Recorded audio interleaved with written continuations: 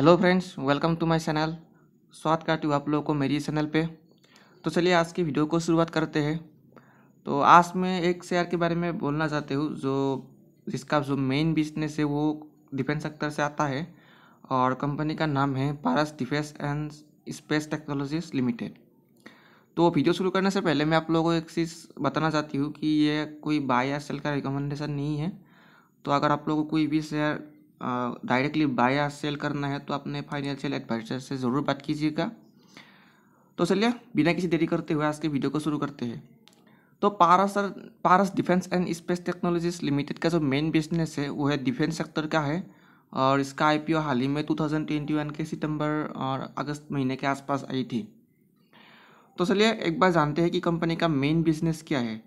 तो अगर business segment में देखें तो इसका जो मेन रेवेन्यू आता है वो है डिफेंस एंड स्पेस ऑप्टिक्स से उन लोगों का 51% टोटल रेवेन्यू आता है। तो देखिए यहाँ पे लिखा हुआ है defence and space optics 51% of total revenue. जो उसका मेन टोटल रेवेन्यू है डिफेंस एंड स्पेस ऑप्टिक्स से आता है। और दूसरा जो है डिफेंस इलेक्ट्रॉनिक्स, तो डिफेंस इलेक्ट्रॉनिक्स से उन लोगों का 26% का रेवेन्यू आता है।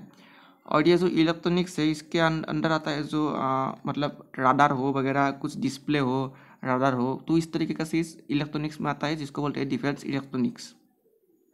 जैसे कि आप लोग सुन रहे हो कि तेजस विमान के लिए कोई जो कॉकपिट बनाता है, जो डिस्प्ले बनाता है प्लेन की जो देखने के लिए, तो इस तरीके की चीज़ बनाता है ये कंपनी।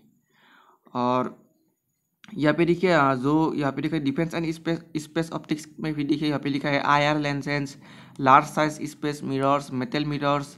तो इस तरीके का प्रोडक्ट कंपनी बनाता है और मेनली इसका जो काम है वो डिफेंस सेक्टर में ही आता है। और मैं आप लोगों को एक बात बताना चाहती हूँ कि ये जो कंपनी है 100% डिफेंस कंपनी है।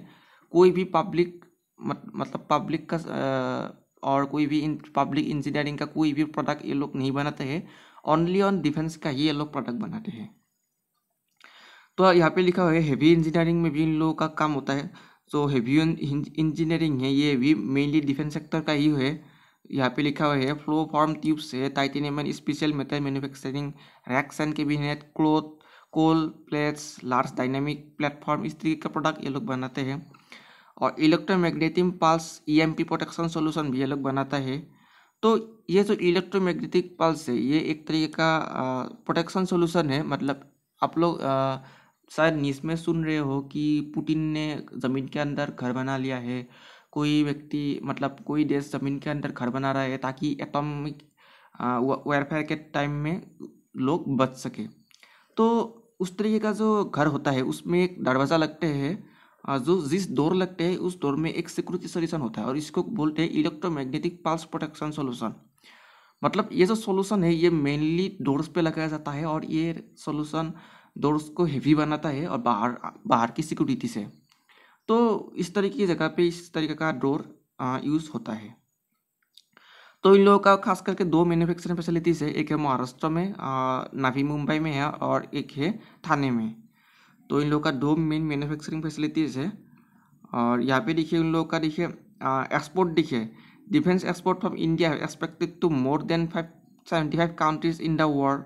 The company derived 30% of the revenue through export in FY22। तो कंपनी ने अप्रॉक्स 30% का रेवेन्यू जनरेट किया है एक्सपोर्ट से, डिफेंस एक्सपोर्ट से FY22 में। तो यहाँ पे कंपनी का अच्छा खासा एक्सपोर्ट भी है। तो अगर इन लोगों का अगर क्लाइंट देखे तो क्लाइंट में लिखा हुआ है कि इसरो इन लोगों का क्लाइंट है। हॉल, ये हॉल कोई नहीं, ये हॉल हिंदुस्तान एरोनॉटिक्स लिमिटेड है जिसका भी शेयर लिस्टेड है मार्केट में। भारत डायनेमिक्स लिमिटेड है, Hindustan shipyard limited, electronics corporation of India etcetera. तो अगर प्राइवेट कस्टमर देखे तो टाटा पावर है, L&T है, किर्लोस्कर ब्रदर्स है लिमिटेड है, TCS है, गोदरेज एंड बाइकी मैन्युफैक्चरिंग लिमिटेड है। तो इस तरीके बहुत सारे इन लोगों का क्लाइंट भी है। तो अगर हम लोग बाहर की क्लाइंट देखें तो यहाँ पे देखिए Israel Aeronautics Industries, Elbit system, Controp, Singapore Electronics etcetera, इस तरीके का बाहर वाले कंपनी भी इन लोगों का क्लाइंट है। तो अगर इन लोगों का ऑर्डर बुक देखें तो यहाँ पे लिखा हुआ है कि this company has a healthy order book at hand of RS 600 crore as May 2022। तो ये जो सिंबल है RS के कि ये एग्जैक्ट मतलब इसका मीनिंग है कि एग्जैक्ट 600 करोड़ नहीं है, मतलब मोटा मोटी 600 करोड़ के आसपास का इन लोगों के पास ऑर्डर बुक है मार्च 2022 तक। तो एक हैवी ऑर्डर बुक है इन लोगों के पास अभी भी। तो देखते हैं ऑर्डर बुक के ऊपर किस तरीके का काम करते हैं और आने वाले समय पे वो लोग कितने समय पे ऑर्डर को डिलीवरी करते हैं और किस तरीके का अपने क्लाइंट को खुश करते हैं। तो देखिए आप लोग, मार्केट कैप 2018 करोड़ का बहुत स्मॉल कैप कंपनी है। प्राइस देखे 517 के प्राइस में चल रहा है। तो जहाँ पे लिस्टेड हुई थी 2021 में, अभी वहाँ पे ट्रेड कर रहा है कंपनी। मैं आप लोगों को लास्ट में चार्ट में दिखाऊंगा कि कहाँ पे ट्रेड कर रहा है। तो अगर हम लोग वैल्यूएशन की बात करें तो पी रेशियो 53.8 के आसपास है, तो बहुत वैल्यूएशन पे तो है ही कंपनी।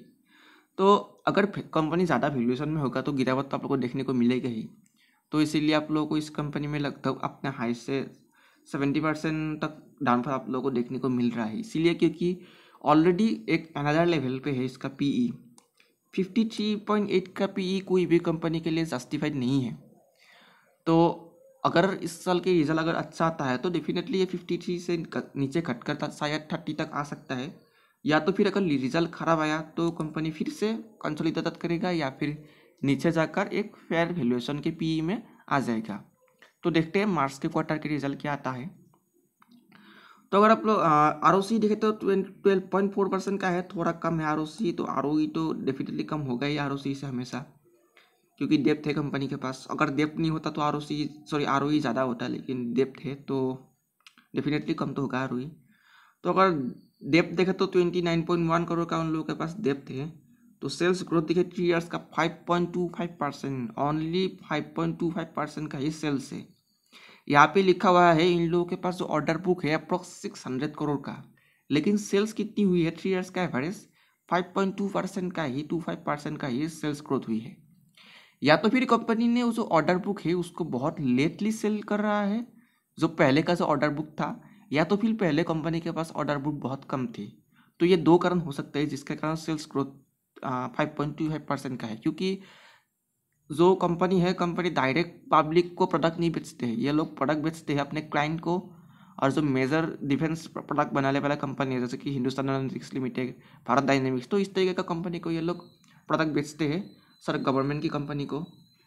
तो आइडर ये हो सकता है कि इन लोगों के पास ज़्यादा मतलब क्या बोलते हैं ऑर्डर नहीं आया, और आइडर ये भी हो सकता है कि इन लोगों के पास ऑर्डर तो आया है लेकिन टाइमली ये लोग ऑर्डर को डिलीवरी नहीं कर पा रहे हैं। इसीलिए यहाँ पे 5.25% का आप लोग को एक बहुत ही कम तरीके का सेल्स ग्रोथ देखने को मिल रहा है। तो अगर पीई रेशियो देखें तो पीई रेशियो के हिसाब से तो कंपनी सस्ते वैल्यूएशन पे मिल रहा है अभी भी। 0.79% का पीई रेशियो है, लेकिन पी के हिसाब से वैल्यूएशन पे है। तो अगर डेप्थ टू इक्विटी दिखे तो 0.07 का है, तो बहुत कम डेप्थ टू इक्विटी है, मतलब डेप्थ तो ना की बराबर ही है। तो अगर हम लोग करेंट रेशियो देखे तो बहुत अच्छा है, 5.37 का करेंट रेशियो है। 1 के ऊपर होता तो बहुत अच्छा, लेकिन यहाँ पे तो बहुत ही ऊपर है 5.37, मतलब कंपनी डिफॉल्ट होने का चांस बहुत ही कम है। तो अगर एंटरप्राइज वैल्यू देखे तो मार्केट कैप से नीचे मिल रहा है, तो ये भी एक अच्छा साइन है। लेकिन एसेट टर्नओवर रेशियो ओनली 0.44 है। अगर ये 1 के ऊपर होता तो और भी अच्छा होता। तो अगर क्विक रेशियो देखे तो ये भी अच्छा है, डिफॉल्ट होने का चांस बहुत कम है कंपनी के पास, क्योंकि क्विक रेशियो और करेंट रेशियो दोनों बहुत अच्छा है। लेकिन इंटरेस्ट कवरेज रेशियो देखे तो 9.26 करोड़ का इंटरेस्ट 9.26 का इंटरेस्ट कवरेज रेशियो है, तो ज़्यादा नहीं है। अगर 2 डिजिट में होता है, अगर 10 के ऊपर होता तो शायद और भी अच्छा होता। तो देखते हैं मार्च क्वार्टर में क्या आता है। और प्रॉफिट वेरिएशन देखें 3 ईयर्स का 12.2% का प्रॉफिट वेरिएशन है, तो प्रॉफिट वेरिएशन भी अच्छा है। तो CMP अपन FCF देखिए निगेटिव में है इसका, तो इसके हिसाब से तो फाइनेंशियल थोड़ा खराब है। लेकिन एक फैक्टर से आप लोग कभी भी कंपनी को जस्टिफाई नहीं कर सकते कि कंपनी खराब है। अगर एक फैक्टर अगर निगेटिव में दिखा रहा है थी, लेकिन इसका मतलब ये नहीं कि पूरा कंपनी खराब है। तो देख लेते हैं एक बार आगे क्या होता है।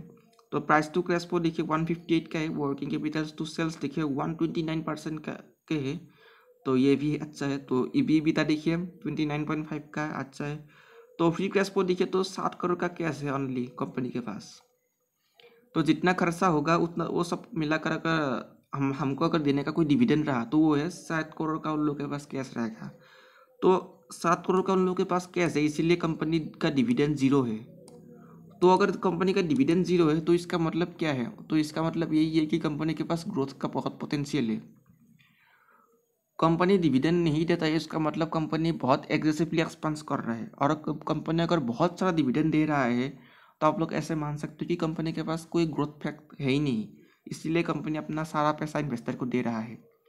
तो आप लोग अपने हिसाब से अपनी कंपनी चूज कीजिए कि आप लोग को डिविडेंड चाहिए या आप लोगों को डिविडेंड ना देने वाला कंपनी चाहिए। मैं तो ज़्यादा रिकमेंड करूँगा कि वो कंपनी आप लोग चूज कीजिए जो डिविडेंड कम देता है। मतलब युवा लोग हैं, जो हमारे एज के बंदे हैं, वो लोग हमेशा वही कंपनी को ज़्यादा चूज करें जिसका डिविडेंड कम हो। क्योंकि अगर अभी आप लोग के पास टाइम बहुत है, ग्रो करने का टाइम बहुत है, तो कंपनी जितना ग्रो करेगा आप भी उतना ग्रो करोगे। लेकिन आप लोग हाई डिविडेंड वाले कंपनी में आप लोग पैसा लगाओगे, जैसे कि IOCL हो या फिर कोल इंडिया हो, तो उन सब कंपनी का शेयर वैल्यू कभी ऊपर जाता ही नहीं है। इसीलिए वो लोग सारा पैसा डिविडेंड के रूप में शेयर होल्डर को देता है। लेकिन यह सब जो कंपनी है, कोई भी एक अच्छा न्यूज़ आया तो डायरेक्ट डबल हो जाएगा। बस एक अच्छा न्यूज़ आना चाहिए और एक अच्छा फाइनेंशियल परफॉर्मेंस आना चाहिए। चाहे डिविडेंड जीरो ही क्यों ना दो, लेकिन आप लोग का पैसा बना के देगा। तो आप लोग थोड़ा वेट कीजिए, वॉच कीजिए क्या होता है जिसका भी इस कंपनी के होल्डिंग है। तो थोड़ा वेट एंड वॉच कीजिए, देखिए क्या होता है मार्च के रिजल्ट में।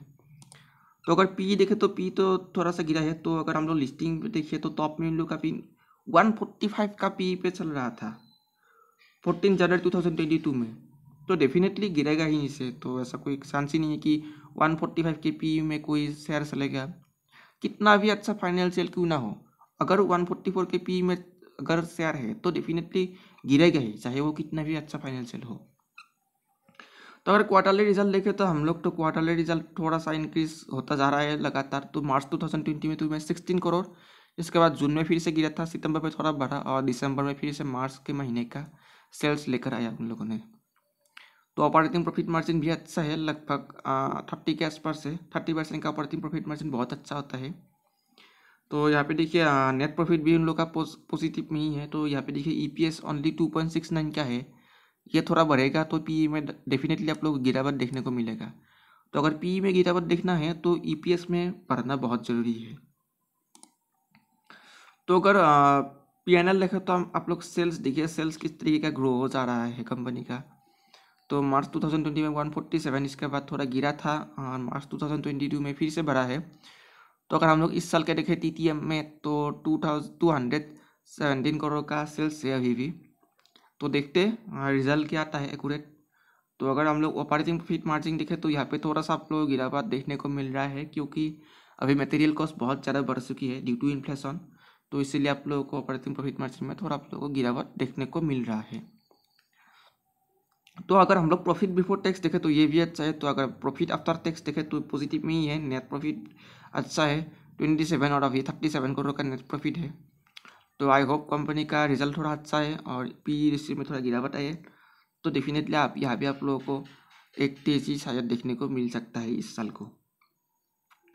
तो यहाँ पे देखिए आप लोग अगर आप लोग इन लोग का ऑर्डर बुक देखिए, ऑर्डर बुक यहाँ पे क्या लिखा था 600 करोड़ का ऑर्डर बुक, लेकिन यहाँ पे आप लोगों ने सेल्स कितना दिखा 217 का और नेट प्रॉफिट कितना दिखा 37 करोड़ का। ओनली 600 का ऑर्डर बुक है और कंपनी के पास नेट प्रॉफिट दिखा ओनली 37 करोड़ का। तो डेफिनेटली कंपनी अगर ऑर्डर बुक को अगर सही ढंग से अगर टाइम पे अगर डिलीवरी करता है तो डेफिनेटली यहाँ पे कंपनी को और भी प्रॉफिट देखने को मिलेगा। तो एक बार हम लोग बोरोइंग देख लेते हैं। तो बोरोइंग तो ना की बराबर है, मार्च 2022 का ही बोरोइंग अभी भी है। तो रिजर्व एंड सरप्लस बढ़ रहा है कंपनी के पास, तो इसके हिसाब से एसेट एंड लायबिलिटीज भी बढ़ रहा है, बैलेंस शीट एक्सपांस होता जा रहा है कंपनी का। तो अगर हम लोग कैश फ्लो देखिए तो पॉजिटिव में है, 13 करोड़ है कैश ऑपरेटिंग एक्टिविटी। तो 13 करोड़ का ही हो लेकिन पॉजिटिव में तो हो, 13 करोड़ कैश एग्जैक्टली कंपनी के पास ऑपरेशन से आया मार्च 2022 में। तो पॉजिटिव में है, ये एक अच्छा साइन है। तो अगर हम लोग यहाँ पे देखिए 77 करोड़ का जो इन्वेस्टिंग एक्टिविटी है, यहाँ पे देखिए अदर इन्वेस्टिंग आइटम में इन लोगों ने 70 करोड़ का खर्चा किया है। तो यहाँ पे मेंशन तो नहीं किया है क्या है किस में खर्च किया है। तो अगर हम लोग कैश कन्वर्जन साइकिल देखिए तो यहाँ पे थोड़ा सा गड़बड़ी है। तो अगर कैश कन्वर्जन साइकिल देखिए तो मार्च 2021 में 645 डेज का था और मार्च 2022 में थोड़ा घटा है 477 डेज का।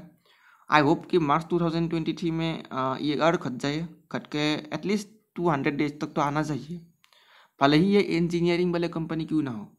तो अगर आप मैंने जो आगे के लास्ट जो वीडियो थे उसमें बताया था आप लोगों को कि जो इंजीनियरिंग इक्विपमेंट का मैन्युफैक्चरिंग करने वाला जो कंपनी हो, उन लोगों का जो कैश कन्वर्जन साइकिल है वो थोड़ा लेट से आता है, क्योंकि ऑर्डर बुक बहुत पहले मिल जाता है और डिलीवरी करते करते थोड़ा टाइम लग जाता है और इसके बदले कैश आने में भी थोड़ा टाइम लग जाता है।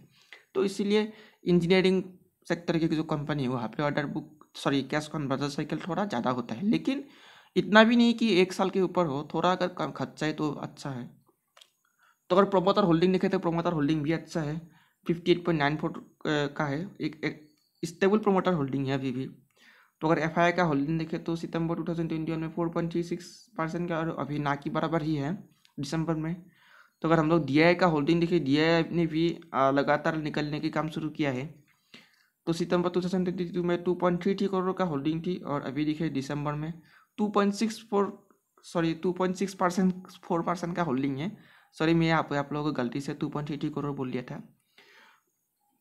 तो यहाँ पे देखिए पब्लिक का होल्डिंग भी देखिए 29.10% का पब्लिक होल्डिंग है था 2021 सितंबर में, और अभी बढ़ के देखिए 37.65% का पब्लिक होल्डिंग बढ़ चुकी है। तो यहाँ पे देखिए एफआईआर डीआई तो निकल रही है, लेकिन डीआई ने लास्ट क्वार्टर में थोड़ा सा अंतर किया है, लेकिन पब्लिक ने भर भर के यहाँ पे माल उठाया है। तो अगर यहाँ की जो मेन अगर इन्वेस्टर है, तो ये जो इन्वेस्टर है मुकुल महावीर अग्रवाल, तो इनका भी होल्डिंग घटा है दिसंबर क्वार्टर में 1.92 करोड़ का पर्सन का होल्डिंग थी, तो अभी घट गया है। तो बड़े इन्वेस्टर ने भी यहाँ पे होल्डिंग घटा है, शायद एक बहुत बड़ी वैल्यूएशन में मिल रहा है, इसीलिए ये लोग इस शेयर को सेल कर रहा है। क्योंकि ये जो शेयर होल्डर है, मतलब मुकुल महावीर अग्रवाल जैसे बड़े बड़े जो शेयर होल्डर है यहाँ पे जो दिखा रहा है आप लोग, ये लोग आईपीओ आने के पहले से ही इस कंपनी में इन्वेस्टेड थे। ऐसा नहीं कि ये लोग आईपीओ में इन्वेस्ट किया, क्योंकि बहुत सारे लोग ऐसे समझते कि ये लोग तो आईपीओ में इन्वेस्ट किया, ये लोग क्यों निकल रहा है, ये लोग का तो लॉस में निकलेगा, आईपीओ का प्राइस में ही मिल रहा है अभी भी। लेकिन ऐसा नहीं है, ये लोग इससे आईपीओ के पहले से ही इन्वेस्टेड है।